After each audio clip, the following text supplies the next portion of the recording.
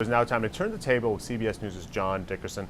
John, one of the kind of big stories this week was Ted Cruz's nearly 22-hour-long speech on the Senate floor. What was that about, and how is it going to affect the debate about both Obamacare and, of course, the government funding debate that we're having? Is it going to have a real impact, or is it sort of one of these weird Washington freak shows that we see from time to time?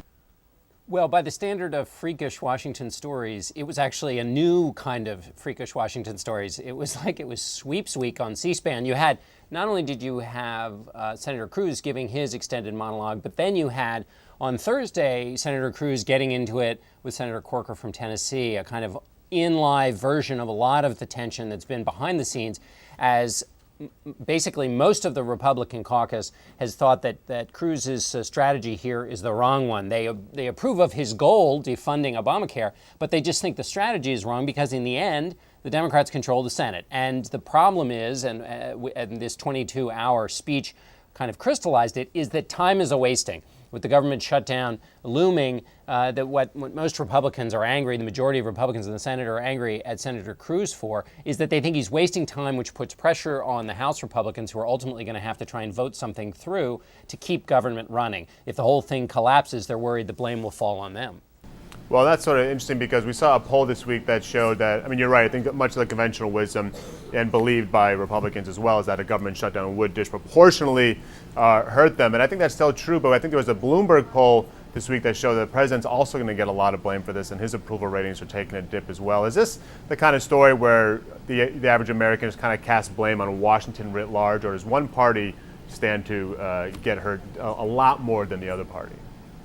Well, yes, everybody will blame Washington, and we saw, and as you know, there are two fights going on here. One over the continued funding of the government, and then the other is the debt ceiling fight that we're going to have, or are having now, but that will become acute in the middle of October.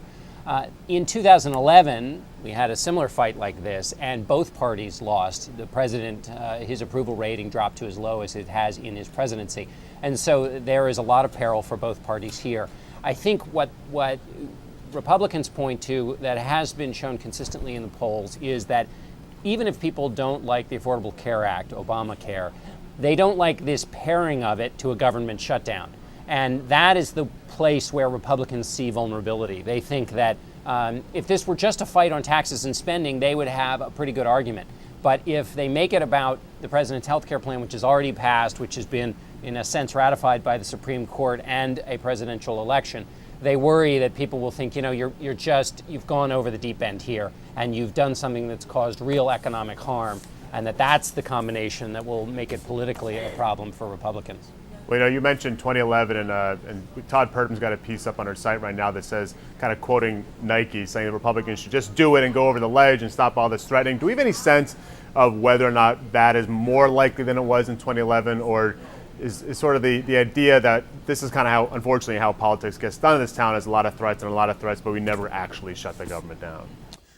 Right. The last time we had a potential government shutdown, it was about a half an hour before they turned off the lights at the Washington Monument, and then it was ended. I think what Todd writes about today, that sentiment, I've heard a version of it from a lot of Republican senators who've said basically, these 30 to 40 House Republicans, the very conservative House Republicans who've pushed this on the House end, kind of the analog to Ted Cruz, that they need to kind of touch the hot stove, have a collapse of some sort, have this penalty, this political penalty start to hit them, and then they'll kind of realize that this was a bad idea.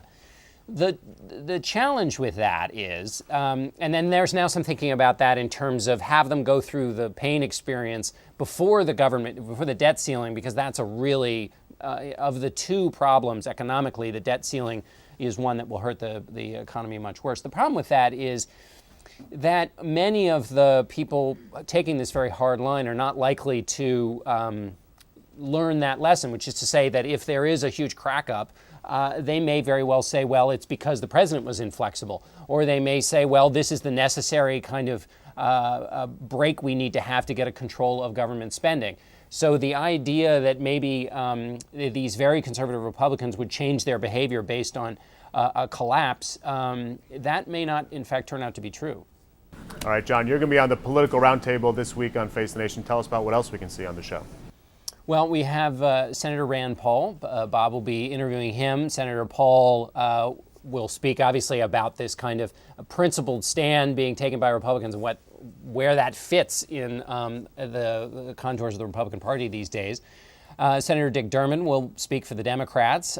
Chris Van Hollen, the ranking member on the Budget Committee in the House, will be on, as well as Marsha Blackburn, Republican from Tennessee. And then we will have a roundtable with Clarissa Ward, David Ignatius, Jerry Seib, and I will be there as well. All right. John Dickerson with CBS News. Thanks a lot for joining us. Thanks a lot, Patrick.